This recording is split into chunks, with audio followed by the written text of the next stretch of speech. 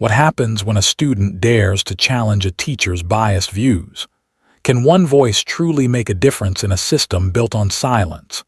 When Maya Carter spoke out against the injustice in her classroom, she didn't expect to become a symbol of resistance. But now, the school must face the consequences. Will they listen?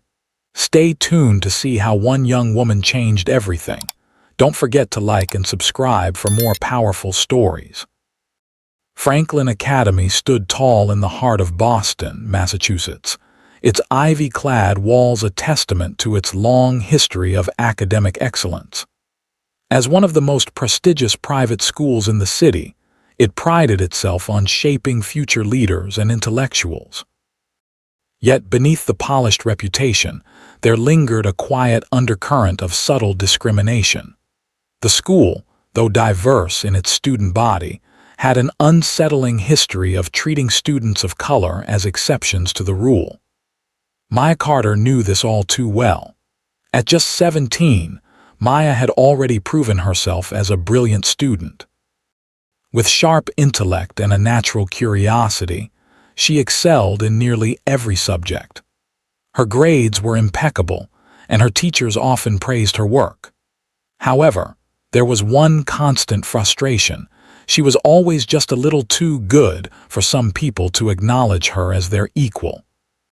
Maya was black, and that fact seemed to hang in the air like a thick fog, always present, subtly undermining her accomplishments.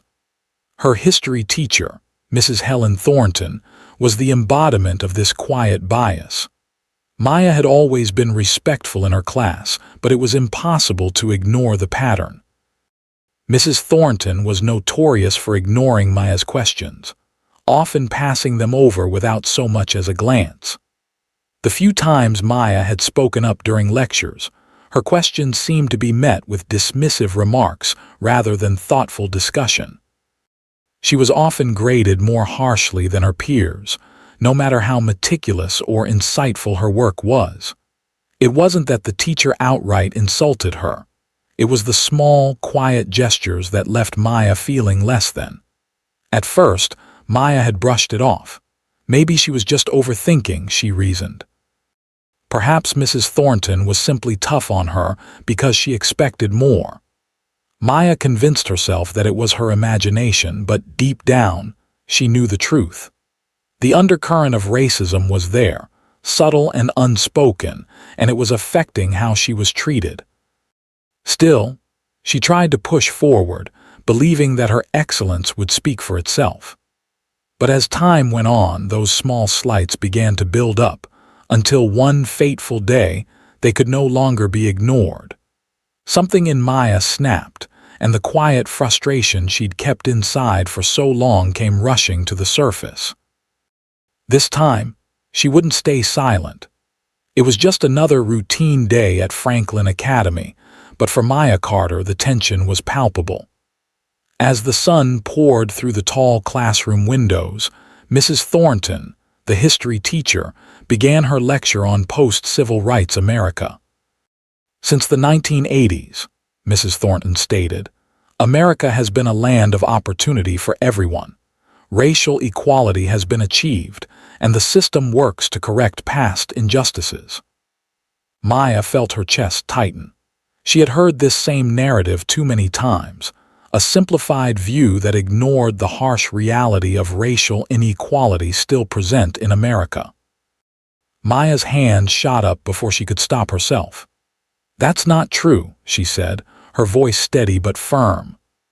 "There are still major racial disparities in education, housing, and the justice system. The war on drugs, redlining, these are policies that continue to harm black communities." The room fell silent, all eyes shifting to Maya. Mrs. Thornton's expression tightened, and the teacher's confident tone faltered. "Maya, let's not start debating facts," she said, her words sharp and dismissive. But Maya wasn't backing down. "These are facts," she countered. "You can't ignore them just because they're uncomfortable." Mrs. Thornton's lips pursed, and the tension in the room grew thicker. Maya could feel every gaze on her, but she stood firm. She wasn't going to let her voice be silenced. "Enough," Mrs. Thornton snapped. "You're disrupting the class. Go to the office." Maya blinked, shocked. She hadn't raised her voice. She hadn't insulted anyone. All she did was speak the truth, yet here she was, being treated like the problem. The sting of injustice hit her like a sharp blow. She grabbed her books, her hands trembling, not from fear, but from the overwhelming frustration of being punished for standing up for what was right. As she walked out, the whispers of her classmates followed her, but none of them spoke out. The hallway felt too wide, too empty, and her thoughts seemed to echo louder than ever. This wasn't just about being sent to the principal's office. This was about being silenced for speaking up. Entering the principal's office, Maya was met with the secretary's disinterested gaze, then sat down in silence, her heart pounding. The minutes stretched on like hours. Finally, Principal Richard Donovan appeared in the doorway, his expression unreadable. "Maya, come in," he said flatly. Maya followed him into his office, where Mrs. Thornton was already sitting, her face tight with what looked like satisfaction. "She's been nothing but disruptive," Mrs. Thornton said, her voice laced with accusation. "She constantly challenges my authority, making it difficult to teach." Maya opened her mouth to defend herself, but Principal Donovan raised his hand. "Maya, is this true?" he asked, his tone cold and indifferent. "No," Maya replied, her voice shaking with disbelief. "I wasn't disrupting anything. I was just speaking facts." Principal Donovan shuffled through papers on his desk, his eyes still fixed on Maya. "You've violated school policies," he declared. "Effective immediately, you are suspended indefinitely with the possibility of expulsion." Maya's heart sank. Expelled? For speaking out? She was stunned. How could standing up for the truth result in this kind of punishment? Maya walked through the front door of her home, her heart heavy with anger and disbelief. Her backpack slipped from her shoulder as she collapsed onto the couch, her hands trembling. The tears she had been holding back finally started to fall, but they weren't just from frustration. They were from the pain of being unjustly silenced for speaking up. She had always been the model student, the one who followed the rules, kept her head down, and worked hard. But today, for simply challenging a false narrative, she had been expelled. Her mother, Natalie Carter, walked into the room, her face filled with concern. "Maya, baby, what happened?" She asked softly, sitting beside her. She tried to pull Maya into an embrace, but her daughter stiffened, pushing her hands into her face. "I didn't do anything wrong, Mom," Maya muttered, her voice thick with frustration. "I spoke the truth and they expelled me. How is that fair?" Natalie rubbed her daughter's back, doing her best to calm her. "I know it's hard, sweetheart, but we'll figure this out." Maya shook her head. "I don't just want to figure it out. I want justice. This isn't just about me being expelled. It's about what they're doing to black students at that school. I can't just sit back and let them get away with it." Natalie looked at her daughter, her heart aching. She knew Maya was right, but the fight ahead was going to be more than just a personal battle. It was a matter of systemic injustice, and it wasn't going to be easy. That's when Jonathan Carter, Maya's father, stepped into the room. A well-respected civil rights attorney, he had spent years fighting for justice, but seeing his daughter so broken, so defeated, made the fight feel deeply personal this time. Jonathan knew this wasn't just about one teacher or one principal. It was part of a larger pattern of discrimination that had been allowed to fester in the system. "Let's get to work," Jonathan said, his voice steady but filled with determination. "We're going to make sure they pay for this." Over the next few hours, Jonathan gathered all the evidence they would need. He sifted through Maya's graded assignments, noting the harsh marks she received compared to her peers. He compiled testimonies from other classmates who had witnessed Mrs. Thornton's unfair treatment toward Maya. He even reached out to other concerned parents, asking if their children had ever been treated similarly. As the evidence piled up, Jonathan realized just how long Mrs. Thornton's discriminatory behavior had been allowed to continue. This wasn't just a one-off incident. It was part of a long-standing pattern that had affected multiple students. By the time the sun set, Jonathan had a thick legal file in front of him, one that would serve as the foundation for their fight. He wasn't just going to let this go.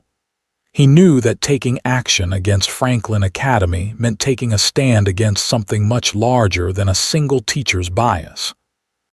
The next morning, the black SUV that Jonathan drove pulled slowly into the parking lot of Franklin Academy.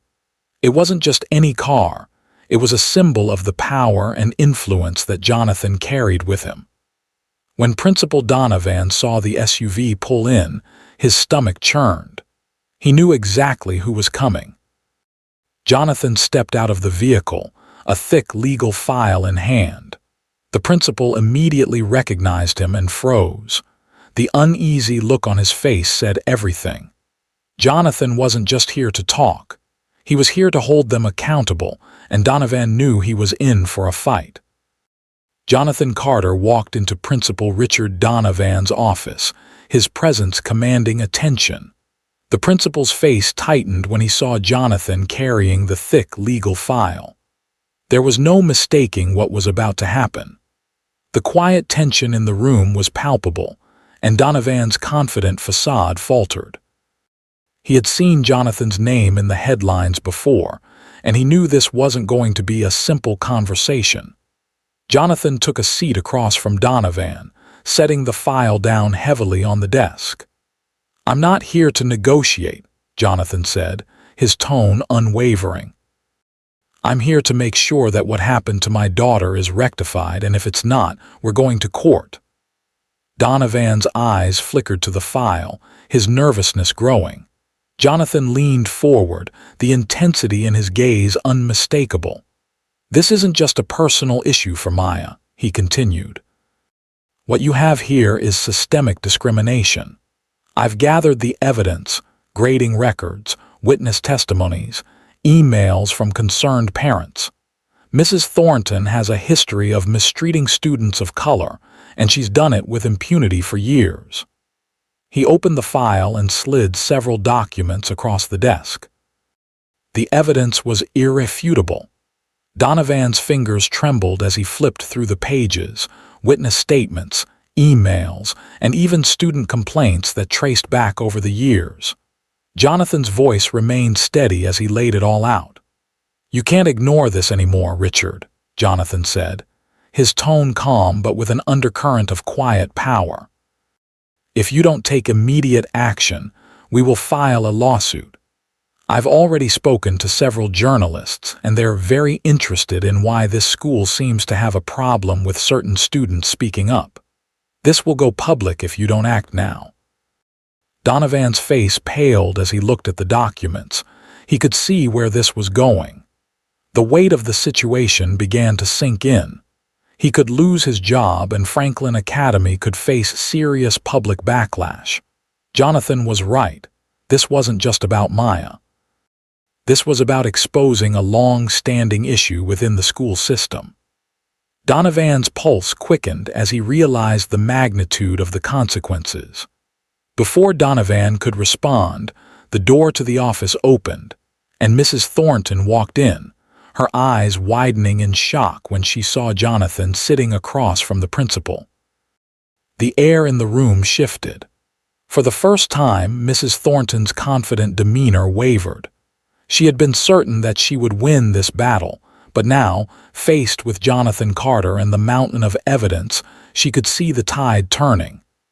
"Mr. Carter," she said, her voice shaky. I don't know why you're here. I was just following school policies. Maya was disruptive. She challenged me in front of the class." Jonathan's gaze didn't falter as he looked at her. "You're not here to justify yourself, Patricia. You're here because your actions have consequences. I have a long list of former students who have reported similar issues with you. You've singled out black students, graded them unfairly, and treated them as though their voices don't matter. Mrs. Thornton opened her mouth to argue, but Jonathan continued, not giving her a chance. I have former students' testimonies, parents' letters, and emails that prove this is a pattern, not a mistake. You've targeted these students for years, and now it stops. Mrs. Thornton's face flushed, her defenses crumbling. She tried to defend herself again, her voice growing more desperate. That's not true. I would never. Jonathan raised his hand, silencing her. I've already spoken to the school board, Patricia. They're going to review your entire history at this school. This isn't just about Maya anymore. It's about the students you've harmed over the years. And now, the consequences are catching up to you. As Mrs. Thornton's face grew paler, Principal Donovan shifted uncomfortably in his chair, the reality of the situation settling in. He had been caught between protecting a teacher with years of service and facing the consequences of a lawsuit and media scrutiny. Finally, Donovan spoke, his voice strained. We can't ignore this. It's a serious accusation. He looked at Mrs. Thornton with hesitation, his earlier confidence shattered. We will reinstate Meyer immediately, he said, his voice low, almost apologetic. And Mrs. Thornton, you are to be placed under investigation by the school board. Further action may be taken, including possible termination. Maya's name was now cleared, but the victory felt bittersweet. Jonathan didn't smile. He was resolute, knowing this wasn't the end. The fight for accountability had only just begun.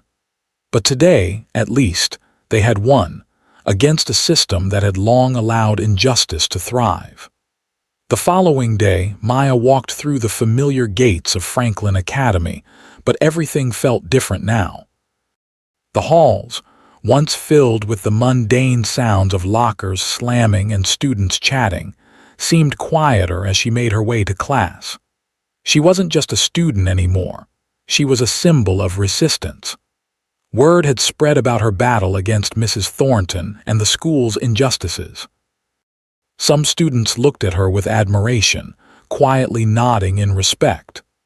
Others whispered behind their hands, stunned that someone had the courage to stand up, to fight back, and to win.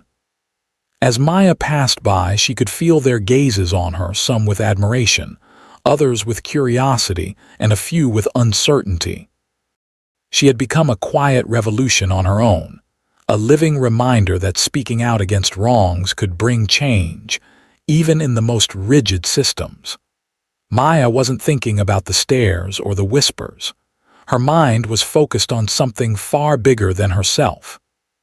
She had done what she knew was right, and now it was time for the world to hear what had been silenced for far too long.